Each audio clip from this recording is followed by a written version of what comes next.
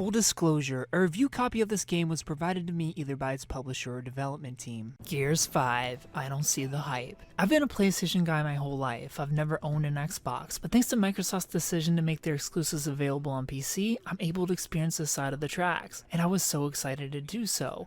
I never played a Gears of War game, so I sat down on YouTube, got a story recap, and hopped in. This is a third-person shooter that takes place after the events of Gears of War 3 and 4. You get part of the story at the beginning of this game. I wasn't too attached or interested at their initial rundown, but still hyped for the gameplay. The tutorial starts, the game is having me look up to determine my input preferences. That alone had me excited for how neat this game is going to be, but I just never was blown away. The storytelling and level design is just so bland. Nothing took my breath away or made me feel like, wow, this is what I've been missing all these years. I do love the weapon variety, but when it comes down to combat, controls here are so unintuitive that it just constantly pulls you out of the game. Developers, I promise it's okay to have the same control scheme as Call of Duty. They have it down. I don't want to hold a button down to run. Let me just click my stick.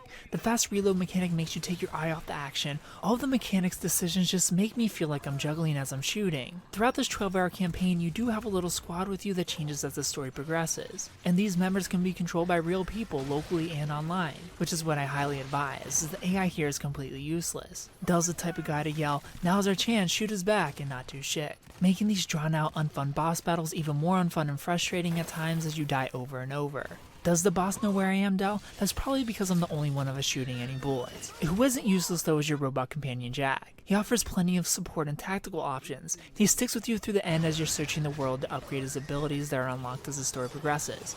Back to the mechanics issues though, shuffling through Jack's abilities mid-combat or even post or pre-combat, just like the rest of the controls, is unintuitive and feels like a jumbled mess. But Jack is easily my favorite part of this game. It's just a shame that Jack is the only incentive to explore though. The world and level design here in Gears 5 again is just so bland, so uninteresting and boring. There are a couple open world sections of this game where you can go explore a little if you'd like, but again, nothing about this world made me care to do so. Another giant issue I have with this game's campaign is its awful progression indicator and story. Don't dare pause the game and come back to it later, because you'll have no idea what you're supposed to be doing. Gears 5 does put little markers on the map for you to go to, but I would much prefer they put them on the items I'm supposed to be interacting with instead of running around in circles looking for a switch or door with a footprint or handprint on it. It breaks the flow, takes me out of the world, it's just bad game design. And when it comes to performance, Gears 5 is awful on PC. I ran into constant crashes, and Act 2 made the game completely unplayable. Literally. After searching the internet, I've discovered that this is not an uncommon issue. Updating all my drivers did fix the crashing issue for me, but the game still stutters when too much is going on screen. I missed half of the final cutscene because it was stuck. I had to go to YouTube to rewatch the ending, and wouldn't you know it, their cutscene video was lagging too.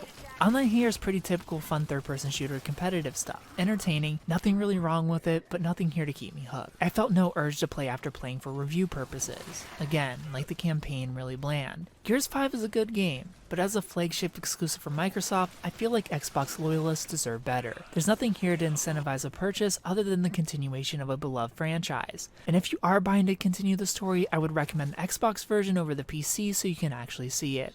I give Gears 5 a 7 out of 10. If you've played Gears 5, tell me what you thought about it down in the comment section below. If you haven't played it, tell me if you plan on picking it up. Thumbs up. If you like the video, subscribe if you're new to the channel. Follow me on Instagram at Superken Gaming. Thanks for watching, and of course, stay beautiful. I'm moved by your gratitude, really, I am. But I'd remind you, I'm hanging from the back of a fucking train. If you like this video, please consider supporting me on Patreon so that I can continue to bring you reviews for all the newest games at patreon.com/superkengaming. You'll get access to early audio and video versions of reviews, exclusive Let's Play videos, and you'll even get to choose the game I play next. Thanks for watching, and of course, stay beautiful.